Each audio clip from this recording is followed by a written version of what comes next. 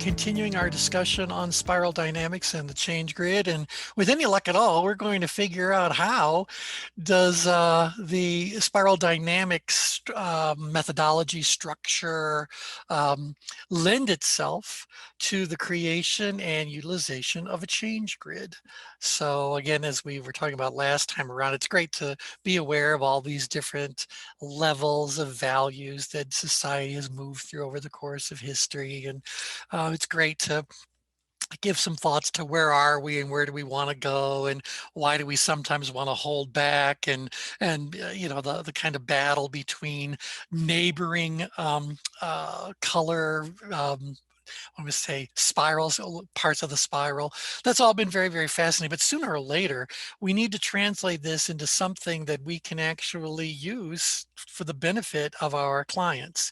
Now, a great deal has been written and published about how spiral dynamics can be used in organizational settings, but I have not found all that much, in fact, very little, on how spiral dynamics can be used as a structure, a methodology when you are working specifically with an individual client. And so I think we've had so much good discussion on everything else. Today, I'd like our discussion to focus specifically on that. So with that, you guys are all able to unmute and chime in whenever you want. So I'll give you a little jump into this. Last time around, we were looking at this chart. And our current state, I think we decided, was most of us are still in orange. There's a few that still connect heavily to the blue. There's a few that are moving on to the green. And where you are as an individual, where we are as a country, as a culture, could be different than another individual, another country, another culture. So we were talking about how certain country groups, if you will, specifically the European countries to the north, tend to be much more moving towards the green, and other countries that we could come up are still very much holding on to the real strong sense of control and order that things have to have in place. So I was wondering how you guys think you go about using this with a client. So before I give you my 2 cents, do any of you have any things you want to throw out there to get the dialogue going? Feel free to unmute if you do. Otherwise, T's 2 cents is heading your way. Yeah, David, go right ahead. Well, T, it seems to me like a good place to start might be with a change grid. Mm-hmm. Yeah, And and having some items that relate to these various colors to see where people feel they're at. yep, yep.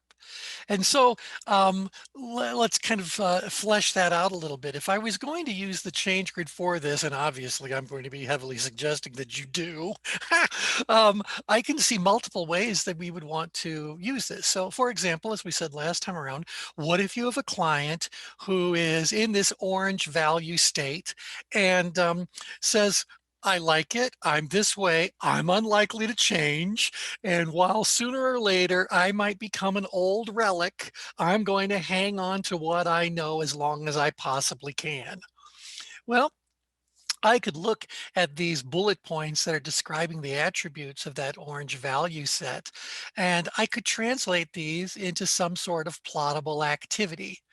So certainly an activity like seeking out the good life is fully plottable, or seeking out material abundance, um, finding the best solutions, enhancing living through science. I mean, I can see how a lot of these could just be rather easily edited to become fully plottable activities. But if I phrase them the way that I just did, I'm just asking the person to rate themselves based on their current state of affairs. And that could be very interesting, and you could have a lot of meaningful dialogue around that. But what if we change them a little bit that just says, how about seeking out material abundance in a changing world, or seeking out material abundance in a world that is valuing that less and less? So Now what I'm almost doing is creating a change grid that is, and again, we're developing this with the client's participation and permission, but we're just saying, like, you've already recognized that how you're doing things right Sure. now is not in line with how society is evolving or how the next generation is looking at things. And so the question isn't, how can you do it in your own little fantasy controlled little vacuum world, but how can you do it in a world that is actively changing? How do you think that might? Well, in fact, what if we said, let's have them do both of those? Have them do one that is about simply maintaining the current state of affairs in this vacuum sort of state versus in a changing world. Do you guys think that might be an interesting thing to get a client to look at? This is Especially now. Peter. I think it would be great and interesting, but what I wonder if we would get into resistance and denial that, I don't want to change, or this is the way this should be. Exactly right. And again, because we all meet our clients where they are, I would have no trouble saying to the client, that's absolutely fine. And I'm more than happy to help you in any way I can to maintain things the way they are for your company. And I would provide services according to that. So my Yeah, thought here and is that, yes, go right ahead, Kathy. no, yeah, in response to that, I mean, I like the idea, of doing both actually, depending, Yep. Once you've talked to that individual, but depending on how they respond, Hey, baby. if they're feeling some Hey, I'm stress, figuring out my screen cap. There you go. Go ahead, Kathy. if they're feeling some stress about moving to the next place, then you just simply know where they are. I mean, there's no wrong answer. There's no Right. way that you have to. That's the beauty of the change grid always. There's no reason to be concerned if Mhm. somebody says, well, I don't see the world as changing. And that's, Or yeah, right. and there are people, and say, okay, that's fine. Then they have to agree to the activities on the list. That's right. They That's right. so if they don't agree to the activities on the list, then you don't bother with them. You can Mhm. suggest them, but so it's not an issue for me. It's not something that you have to then backtrack on or somehow create a strategy around. It's simply Right.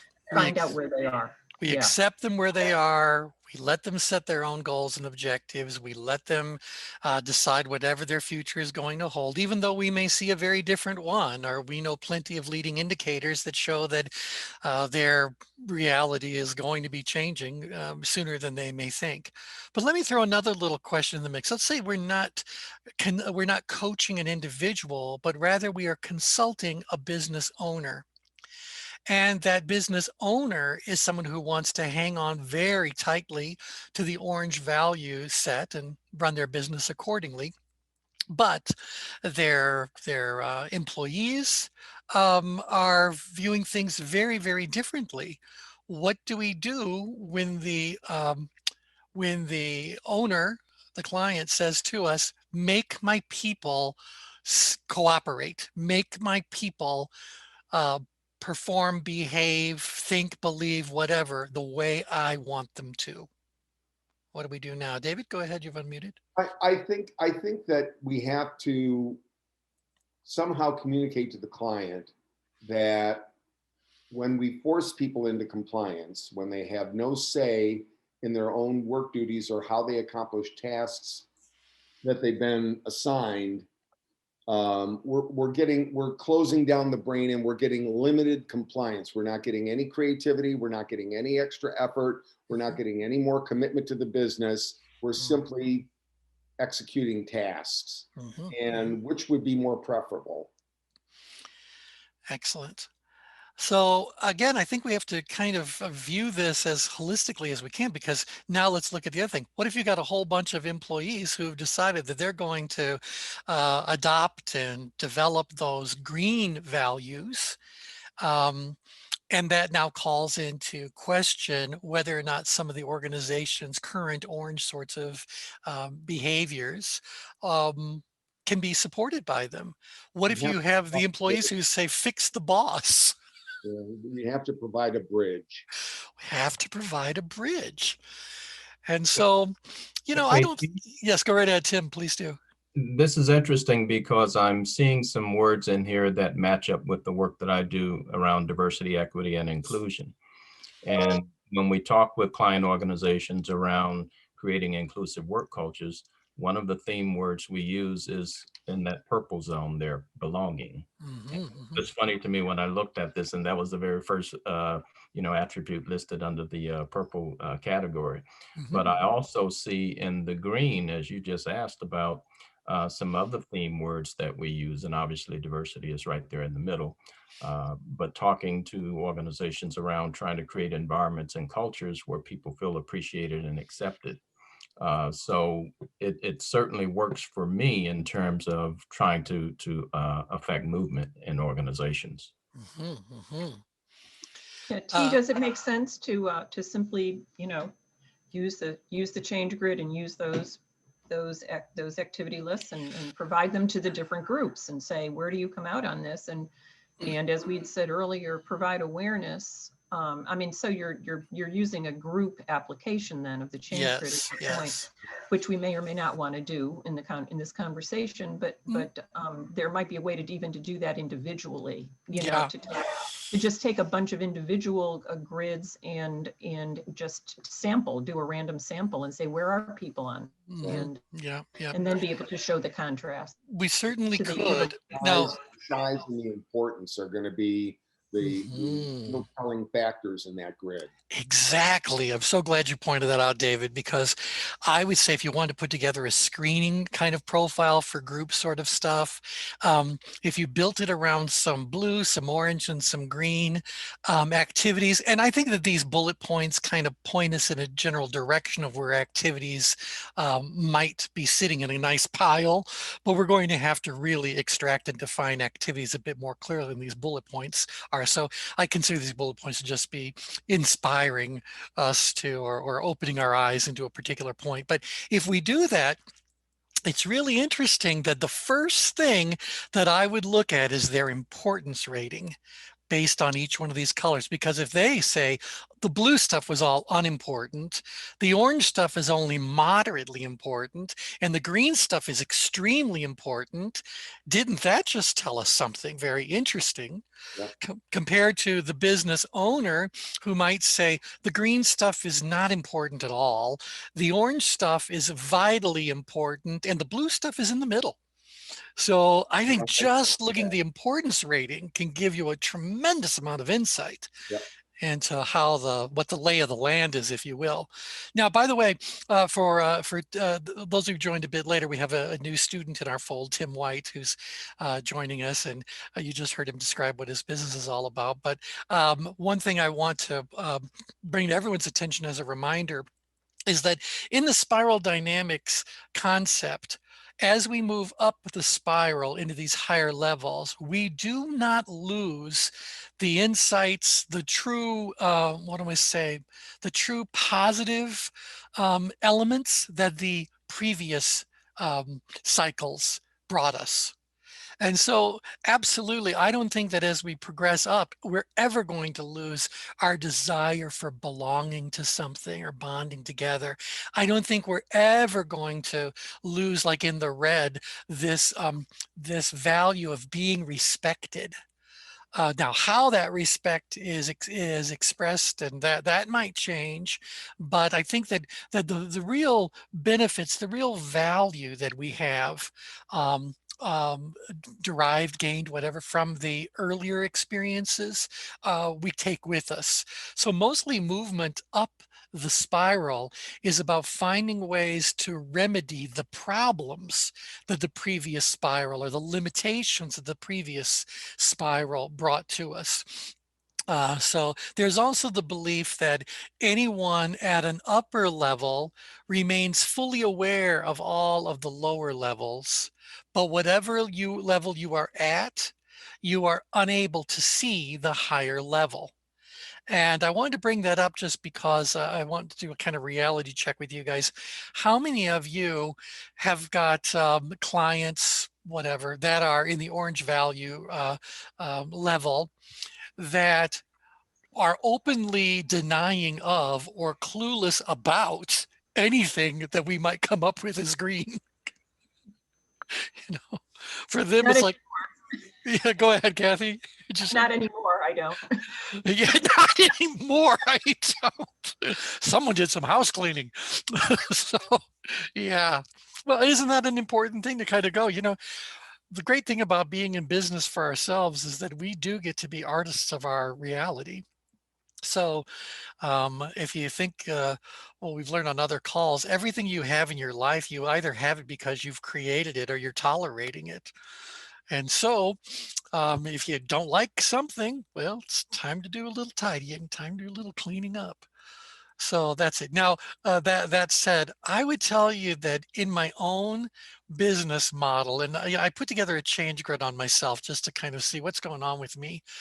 Um, I tend to be somewhat progressive, but I am equally conservative in my values. And so when I look at a lot of stuff that's in the orange value band, I go like, no, all that stuff is real. A lot of that stuff is really just fine, but I can see some benefit to some of the green things. So I bring that up just to kind of throw it to you guys. Do you think anybody makes a jump? Or is this movement from orange to green something that's going to take some time and some real behavioral change? What do you think the movement But involves? they got to hit the threshold. So, you Mhm. know, it's not going to be, you know, it sounds like, you know, the more calm everybody gets about everything, the more they'll agree that green is the place to be instead of orange. But it takes tension Mhm. to motivate that change. Yeah. Yep. Yeah, There has but to be. also we're all creatures of our cultures, and so we've all been raised, for the most of us have been raised in an orange world, and so those are lifelong habits, so that even if we aspire and we're learning and we're wanting a different approach, and even if we're there, Mhm. still such a big part of us that is probably still tending to orange, that I mean, I see everything in that, in terms of individuals, as Mhm. taking a while, just Yeah. because I think our brains, our behaviors, our cultures affect us so deeply that it's really hard to make those changes quickly. Absolutely. Now, I also believe there's plenty of people out there that are still very much hanging on to blue.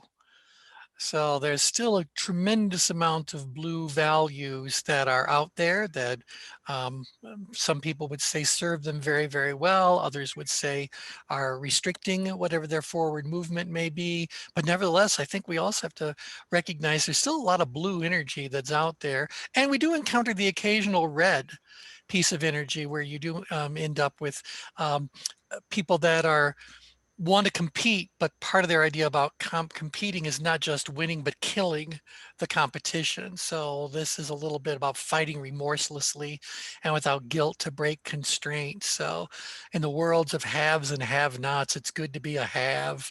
So it's funny that when I think about Peter, you feel free to chime in. You know, Okay, yeah.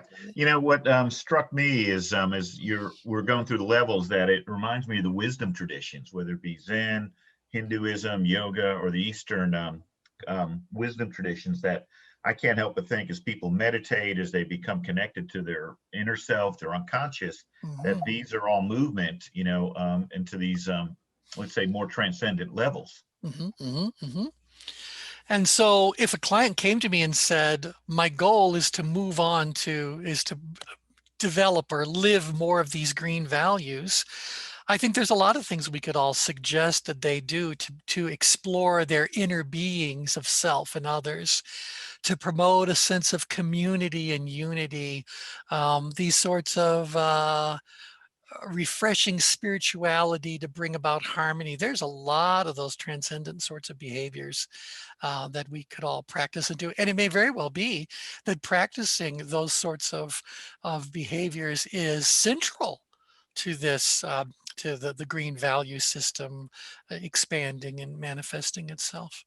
You know, T, I could see this as becoming a team building exercise. One of the clients that or one of the resource partners that I have is a company called Human Synergistics, and they do all Mhm. kinds of simulations Arctic survival, Yep. desert survival, blah, blah, blah.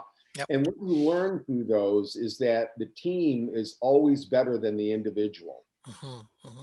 So something like that to get orange into more awareness.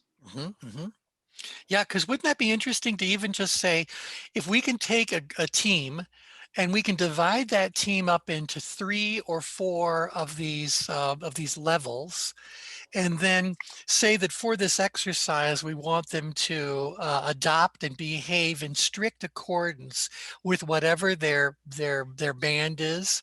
It'd be very interesting to see how a subject would be discussed. Yep. Yeah, that could be very interesting. Yep. Yeah, so what else did I want to throw out about on this one? Oh, I do want to throw this one in just a second, slide this in. Beyond green, there are 2 others. For reasons I did not discover, they group these current ones, or the ones on this diagram, as being first tier. Don't know what that's all about, but there's a second tier. And it may be that the second tier is even feeling more at the theoretical kind of level than at the practical, because we can certainly see concrete evidence of all the ones that are on this main page. But I think we're also starting to see some glimmers, at the very least, of the second tier sort of stuff. So yellow, flex flow, the systemic meme. We accept the inevitability of nature's flows and forms. Heading in that direction. What's that now? We're heading in that direction. I think people are starting to see that, because I think that, talking for one moment about the environment, while I'm a very big believer that we shouldn't be doing anything that we are fully aware of destroys the environment, I've always laughed when people say we have to protect the earth. It's kind of like, no, the earth will be just fine. With us or without us. We are a critter that infests this planet. This planet was just fine before we arrived on the scene. It will be just fine long after we're gone. So it really is about us saving ourselves in the environment that we're impacting. So is it smart, as we learn what harms our environment, for us to say, there's got to be a better way? Well, that takes us up to green, a little bit more about, it says sharing society's resources among all, but I also think that probably includes the impact we're having on our environment.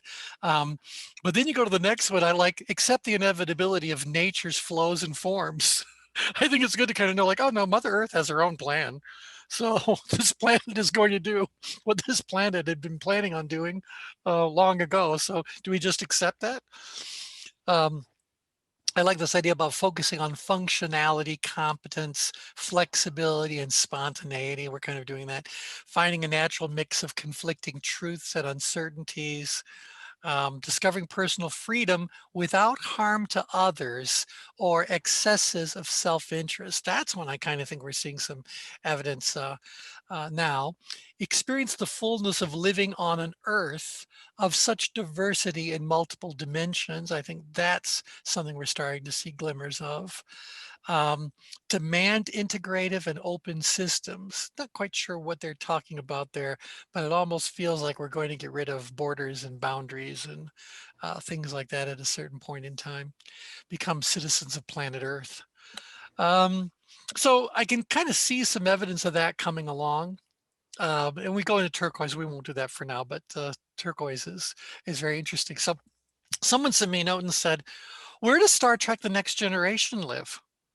So is Star Trek The Next Generation at this green level? Because if you guys aren't fans of Star Trek, I don't expect you to know this. Those who are fans of Star Trek should certainly know this. But in Star Trek The Next Generation, there is no concept of money on Earth at all. So there is no need to be buying and selling anything. Everything that everyone needs all across the globe is available to them. And the thought is that they're also contributing something to that overall pile of tradable values. And so all's working just kind of fine. So I think that's kind of beyond green. It might be up here at yellow. It might even be turquoise. blending and harmonizing a strong collective of individuals, focusing on the good of all living entities as integrated systems, expanding the use of human brain and mind tools and competency. You can see the rest there. Global networking is seen as routine, and we act for minimalist living, so less actually is more. And so I kind of think Star Trek is way up here. So we got a ways to go, but at least we've seen what it looks like on TV. So I'm wondering, as I think about something that Peter said and Kathy mentioned, cultural aspects, like, is there, in each of these bands, is there um, a threshold, like a dimension, like levels that you reach before progressing on to another level? So like it has to be, I would think it would need to be something natural, because I'm thinking like something in healthcare, like when I'm interviewing patients now on this preventive research that we're doing, the big thing is about hacking something. And so they go on one, extreme and hack, and then they come back down and realize, oh, that didn't work. So they go chase the next thing. And it's just this vicious cycle to where I tell them, like, if you start with the foundational stuff, if you've been smoking for 20 plus years in your life, you're not going to hack your way out of that. There's some things that you need to let go of, some new habits that you need to create in order to experience what in public health is called quality adjusted life years. So it's QALYs and DAILYs is disability adjusted life years that are given weights. And this is what insurance companies use to charge, to figure out who is most likely to end up with what modality. And so they charge and base a whole healthcare system around these QALYs and DAILYs and other metrics. So I'm wondering, is it the same thing with these dimensions here? Like there's different levels and layers, and it's a more of a natural progression. And if you didn't get the lesson the first time, so to speak, you come back down. I would like to just comment a little bit on that from the standpoint of what we know about culture change, or particularly in organizations. But, if you move beyond that, metrics play a huge role in shaping behavior. And it's one of the reasons that compensation systems hold organizations back from moving to the next level, because they're so focused on a certain kind of metric that people will do what they're paid for. They'll do what they're measured for. And so, when you look at the healthcare system, because of the nature of the metrics that have evolved and are used, and then as you know, Brian, the totally conflicting set of metrics for each part of the system, and the confusion that causes, the shift will only happen when those metrics have to break down. Right. So that those metrics have to become either irrelevant or so dysfunctional that people stop using them altogether and start open. And that's what we mean by open boundaries, open systems. People start moving away from the methodologies and metrics that have been in place and say, let's open those up and look for some other things and share. And, it sounds conceptual, but a lot of organizations are doing that now in the ecosystem, from the ecosystem perspective. So it is really breaking down those metrics and configuring those metrics toward a different kind of vision that will allow that culture shift to happen. And I see our healthcare system as the quintessential example of difficult and conflicting metrics that keep people in a place paralyzed, where they just can't move away from it. It's really hard to move away from it. So that's my 2 cents on that. That's brilliant. It kind of brought up a question for me, and that is this emphasis on metrics is, I don't want to just say what exact, but does that imply that a certain value level is being preferred? Because does one of these value levels lend itself more to metrics than others? Or do we think we're going to see this desire to collect and interpret metrics is going to continue as we evolve up all of the different levels. I would I- think that word value that you use is key to that. I'm thinking of when I was in medical school, I was introduced to that value science that was by Dr. Hartman, Robert Hartman. His work is now housed at University of Tennessee, and Yep. he's known as so-called the father of axiology, which is the Yep. formal name for value science. But his whole thesis started with a simple question about, in terms of value, is what is good and how is goodness organized?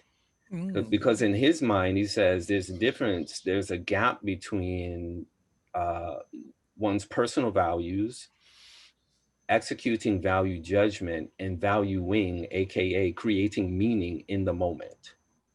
Says there's a gap between those. So you take a person that, he said our personal values tend to have a hierarchy to it. So we can say there's nothing more important than family, but yet you're a workaholic. So somewhere there's a gap there, right? So that's what his whole science is based on in terms of evaluating that. So I wonder, is this idea, if we're going to be optimal in each of these dimensions, it's about having that capacity to actually arrive at this, at the highest level, the ability to value things for what, you know, for what we believe they are, I think. I don't know if I'm articulating that the best. Yeah. No, I think so. And again, just to remind everyone, one of the nice things about focusing on this as an evolution of values is that we don't lose or discard the values that we gained in prior generations up the spiral, as long as they continue to serve us. And so when I think about metrics as we collect them and understand them today, that was kind of like something that came out of this whole orange sort of phase, right? Science and technology, finding the best solutions. I don't think there was all that much metrics going on in the blue or in the red. I'm sure someone was keeping track of, money and resources and things like that, but we automated it. Well, I would hope that we don't discard all of the real benefits or assets that we created while being orange as we evolve up into green and yellow and turquoise and whatever comes beyond that. But I think that's a really interesting thing. It's kind of like going back to what Kathy said, had we not gone through the orange phase, we would not have the level of ability to do the metrics. As we may very well still benefit from moving forward. Because look at green or even up to yellow. We all can't just sit around saying Om all day long every day and expect life on the planet to happen. Sooner or later, we got to go do something. I don't care what level we're at. We still have to eat. We still have to, do whatever it is that needs to be done. And the metrics are different. I mean, we're using the term metrics and we think of metrics in sort of hard certain ways right now, but the metrics, if you use the term much more loosely, the metrics are evolving to be softer metrics, so that, I'm just one example, performance. I've done a ton of stuff in my career on performance management, and and I used to design those systems all the time, and I've completely moved away from them for a lot of reasons, but now there's a huge movement away from feedback, from negative feedback, from performance management as a process as it has been used. There's a movement away. Richard Boyatzis he's not pioneering it because I've been doing it for a long time, but he's made it mainstream, this notion of coaching with compassion, where you are moving toward a value-based, a vision-based approach to your coaching and moving away from a set of a gap-based approach to coaching. And that he bases it in neuroscience and says that neuroscience people don't do well when they're given negative feedback. So how do you approach that? So it's Brian, it's kind of like what you're talking about. You're moving toward a more values oriented way of seeing the world, and and simply your metric becomes different, because the metric might simply be the kind of value that you're espousing. Yeah, yeah. So this is like, it is, seems like it's designed to meet you where you are. It's kind of like if you look at any book of wisdom, whether it's from religion or something spiritual, you can read the same book, same word, same page, and depending on where you are in your life, it's going to hit you differently. So I'm wondering, is this these dimensions are the same way in terms of how we experience them, our outlook, and how we transition from one thing to another, from one dimension to another? Because transitioning and transformation are two different things. Yeah. How would you But characterize? there are a lot of people who detest that approach, to, you know, who say you got to have the hard metrics, you've got to have the gap based, you've got to know what you're doing wrong in order to know what you're doing right. And so, you know, they're not ready to go to that place because they don't trust it. They don't trust that you'll actually be able to make behavior change if you Well, and don't. even the way you've just phrased that, that feels like orange wanting to That's hang orange. on to orange. Yeah, Mm-hmm. yeah. I mean, You know? yeah, exactly. And that may not be a bad thing, but I think that's essentially what's happening right now in a lot of the human resources systems and approaches to things, and organizational approaches. Yeah, how do we hang on, and then what can we move to? And people are torn right now. Right. In those And ways. again, going back to your basics in tension management, why do these people even want to hang on? What is Right. behind that desire to hang on? Hey, I can say that in my work, in Kathleen, I'm interested in some of the points that you've made, particularly around performance management, but also on this piece about values. What I'm seeing is that a lot of the conflict is around the varying and the different values that folks bring into organizational environments, and that's where that tension is happening. Is because people have conflicting values, and then you've got on top of that, you've got the organization's values. You know, one of my clients in the purple, their trust is one of their values. They're a major financial services firm, you know, but that's part of their values. So what happens when you get folks in these organizations who come from that individual perspective and they're bringing their own individual values to this organization? So I'm bumping up against T's values, but I'm also bumping up against our organization's values, and that's where some of that conflict. And then, to Kathleen's point, that's what spills over into how people's performance gets evaluated and managed. Right, So, because if you are more about the green values, but you're being evaluated by someone who's more of the orange values, right. that's going to report very differently than a green evaluating a green or an orange. And again, you know, we're describing these like there's some sort of like complete person as an orange, but they're not. You know, we have to remember that if we really made a comprehensive list of each of our individual value sets, it would not be at all surprising to see that even inside of you as an individual, you've got plenty of values that resonate with the blue. You got plenty of values that resonate with the green. And if you're out there on the sports field playing a game, you might even have some red stuff that's coming into play, you know, or if you're sitting and looking at a wonderful, pastoral scene, maybe you get some of the blue stuff that's coming. You get the idea? So I think that a lot of that stuff is definitely things we carry with us as I want to say something that is central to the history, the experience, the traditions of our whole evolution as a species. So I kind of love that. Some people carry that stuff up. There are two quick things I want to do because I have another topic in mind I'd like to start next week, but I want to give you guys an example, going back to what Brian said about how do you move, who has to hit the threshold or whatever, and I'm going to give you a specific example of this. So this will probably demonstrate a blue to orange transition.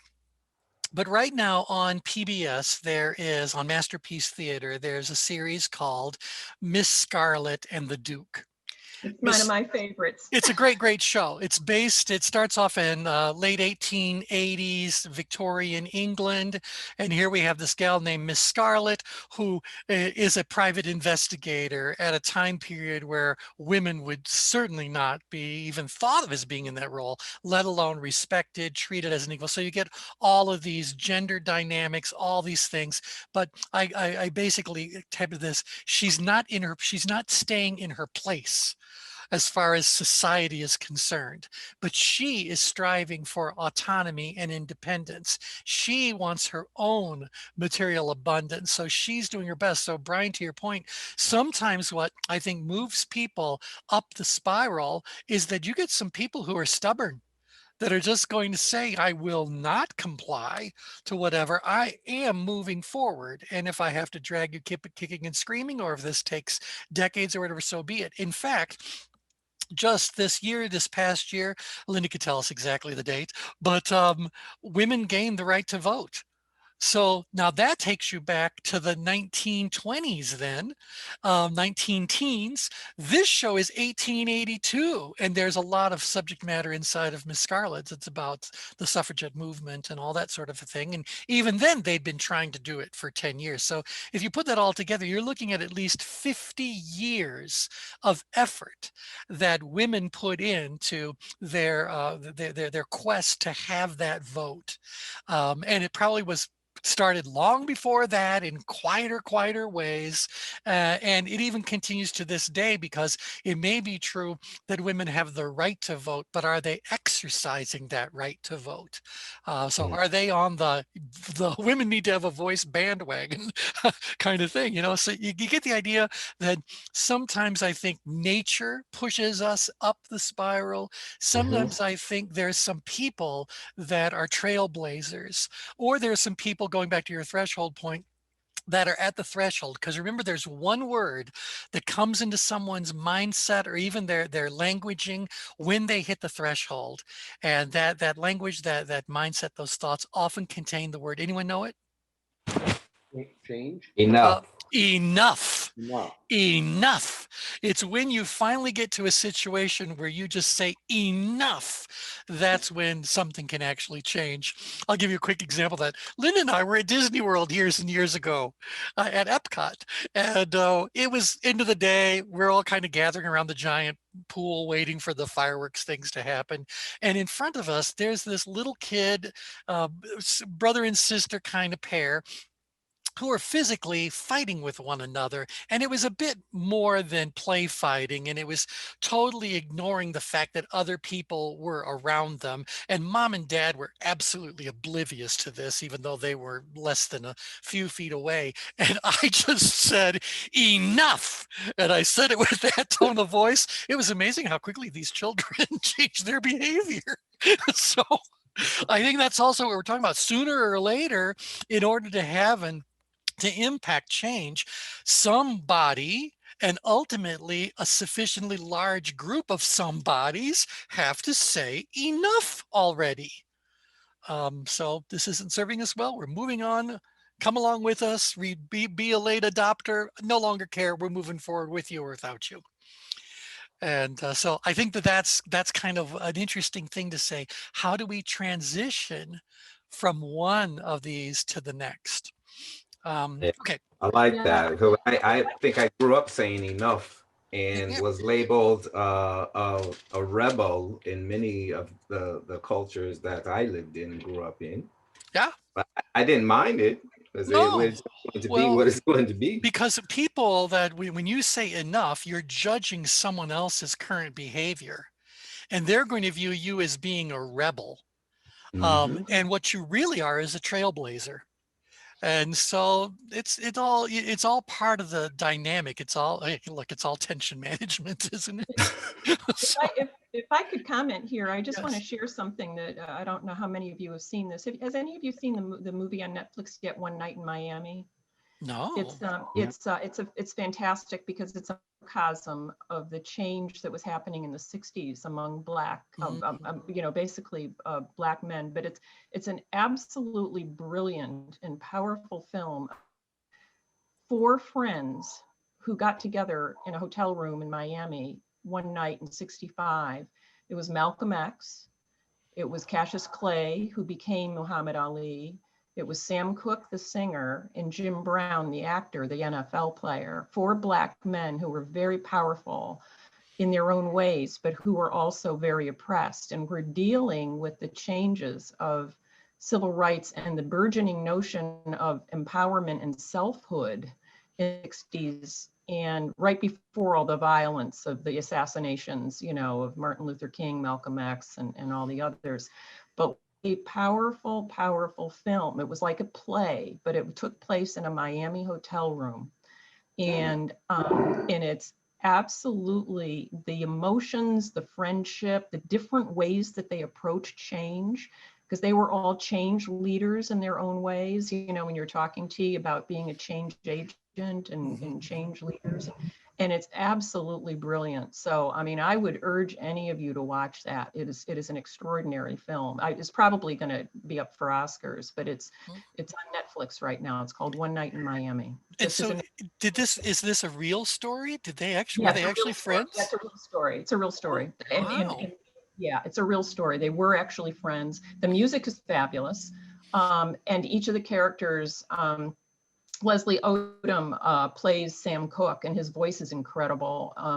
It's just extraordinary. I mean, I studied that movement for 50 years ago, and used to, you know, actually wrote a term paper about Malcolm X when I was in high school, much to the chagrin of my teachers at the time. But good for you. You know, it was yeah, it was. But what a powerful sense of them as in their personal lives, their personal perspectives, and how different they were, and the different ways that they dealt with their culture at the time, and how each of their views later emerged, and each of their perspectives came out in various streams in our culture over time. It's just I think, an absolutely brilliant film.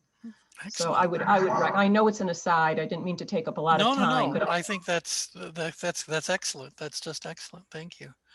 Put it on. We're always looking for something new to watch.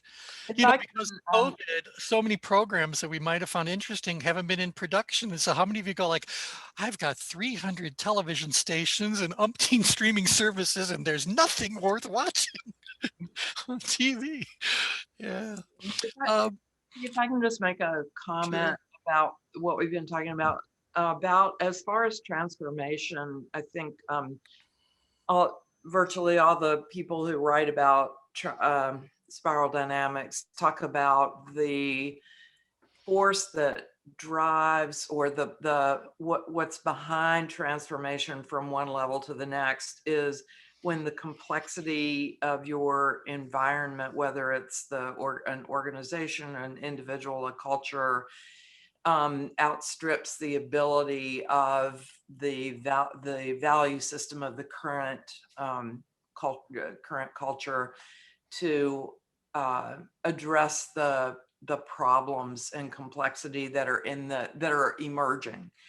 And so I think that you can either be pushed or pulled either way, and it can happen quickly or gradually over time, from one level to the next. And it just depends on what is happening with that complexity, because I would imagine, you know, last March when everybody locked down, that was an event that has had tremendous impact and change in the way that we do work and all that kind of stuff. So what kind of changes is that? What kind of complexity is evolved in the new, you know, culture, and how's that going to change? And what kinds of values are going to be required to, or are required to work successfully in that environment and in that level of complexity. So I just think that's one of the things, you know, so that can happen pretty quickly. And other things, you know, gradually morph over time. Yeah, I'm totally with Jane on this. Totally with Jane on this. Yeah, I agree too, because it's interesting. Then we could talk about the movement from orange to green or some of it was triggered by the pandemic. So sometimes things in the environment are going to trigger it. So if I said, well, while we can certainly talk about plenty of things that got disrupted because of the pandemic, as we kind of redefined a lot of things about the way we interact with one another, did we do something to promote a sense of community and unity? You know, I think we did. Did we do something? Are we experiencing something now about sharing society's resources among all? Quite honestly, I never thought that the coronavirus vaccine was going to be free. So thank you for that. Reaching decisions through consensus. I can kind of see how getting people more comfortable with Zoom and including people from larger geographical footprints into a Zoom call, even having global sorts of things. I can kind of see how, lo and behold, that pandemic has kind of created a lot of awareness of and movement towards some of these green values. But Yeah. I'd say it's also moved people back down to blue and red. Tell us about that. Well, you've got, I was reading an article this morning about the vaccine distribution, and one wealthy county had 51% of its residents vaccinated. Oh, yeah. Yeah. And the next county over, where the average annual income was about $22,000, had 4%. Yeah. Yep. Yep. Yep. So that whole So, inequity. Yep. yeah, so we got some bouncing around going on with the pandemic. I don't think it's all green. No, I don't think so either. I think that, that's the thing about anytime change occurs. In fact, building on what Brian was just talking about, transactional versus transformational, let me take you guys back to the training you probably experienced in pride-based leadership. So in pride-based leadership, we talk about that there's these 4 key facets of leadership: leading the family, leading the future, leading the focus, and leading the facts. And 2 of those are transformational in their energies, and 2 of them are transactional in their energies. And then we go on to depict evolution in a corporate setting with 5 circles. And in the first circle, we're just showing that the company is in some sort of stasis. It's found some homeostasis. It is what it is. And then someone comes along of a transformational nature, and we put them in the middle of that circle with arrows pushing to make the circle bigger. They're trying to transform the whole situation. Well, the moment they start to try to stretch that circle to be bigger, there's a whole now force of the transactional energies that now appear with arrows pushing. They're on the outside. They're arrows pushing towards the center, towards the circle, trying to push the circle or hold the circle back from what the transformational energy is all being about. And so as that dynamic continues, sooner or later, a new harmony is reached where growth has occurred, but not as much growth as quickly as the transformational energy wanted. And as much as the transactional energy wanted to hang on to things and keep them static, they had to give some ground.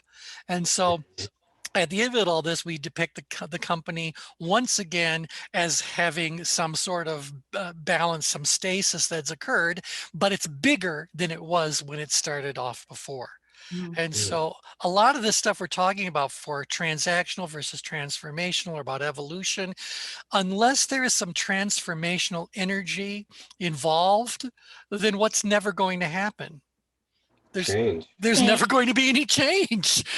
Everything will just stay the way that it is. And of course, the problem with that is that the world keeps changing, and people who are stuck or contained by those transactional sorts of energies don't really notice those changes. And little by little, they find themselves becoming, I love when all these pieces come together, unconscious incompetence. Well, we need someone to then come along and disturb the situation, to create the awareness that moves someone up to the upgrade quadrant where they go like, oh my gosh, now I'm a conscious incompetent. And so we don't need to go through all of it again, but the cycle kind of continues and continues. Well, I think also in the what David said was really true, is and even what they say in all the scholars that study this is, when you're met with that complexity, either you transform to deal with it at a higher level, or you dig in and you can even regress. So if you look at what's happened with the pandemic, you see all these people, like the prepper movement just went wild. Oh yeah. That, and I would say that is most red based. Oh yeah. I'm going to get it for me. I don't care if you have toilet paper or not. I'm going to have, a lifetime supply. Yeah. And you be No, damned. you're absolutely right. And I was like, I don't get the toilet paper thing. It's not like you get diarrhea with COVID. What is it? What does it have to do with anything? Yeah. Well, that's the whole Actually, thing.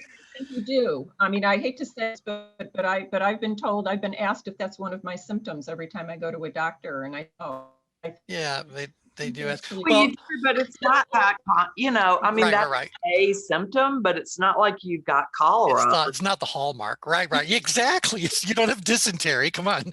So it's interesting that one of the rules of survival states that when you are in a threatened situation, you must seek to control completely that which can be completely controlled. And so you wonder, there's nothing that is happening from an intelligence about hoarding toilet paper. It's more of an instinct. So I seek to control completely that which can be completely controlled. So, and I don't mind admitting that when this was all happening and we were seeing all kinds of changes happening about the availability of food and all that, Lynn and I were very happy that we take care of the house of the guy across the street, because he's just down here in the desert seasonally. And so we not only stocked our freezer, we filled his freezer with our stuff. So, and it's like you can look logically, there is little to support this, but the instinct is, hey, get it while you can. So yeah. Well, obviously we didn't get to what I wanted to actually do today, and I'm fine with that, because remember, these calls are governed by one and only one rule, and that rule is that we pay attention to where attention is. And so whatever you guys are finding engaging and useful and interesting, we're going to continue to do, and I'm completely fine with that. That said, I'm going to give you a little bit of homework. So you see these little orange and green things we've been yammering about. I would be very curious to know, and we'll do this as an exercise on Tuesday, can you translate those bullet points into plottable activities, meaningful plottable activities for an individual client? And then what we're going to do is we're going to throw those onto an actual change grid. And I was going to show you guys, we've been making a lot of enhancements to the website. So I want to make sure you guys know how to get to creating change grid. Our membership site has finally been tested. Nightmares we encountered, but nevertheless, finally been all tested, and it seems to be working just lovely. So I wanted to spend some time showing you what we've done there. But ultimately, we need to be able to create and read change grids in a way that could help an individual or a client move forward or hang on to where they've got what they've got, and use it for a practical kind of application. Okay, with that, final comments. That's good. Yeah, good. Okay, well, we will continue on Tuesday, so have yourselves a wonderful weekend, and we'll talk to you again soon. So bye, everybody. Thank you. Bye, everybody. See you later. Bye.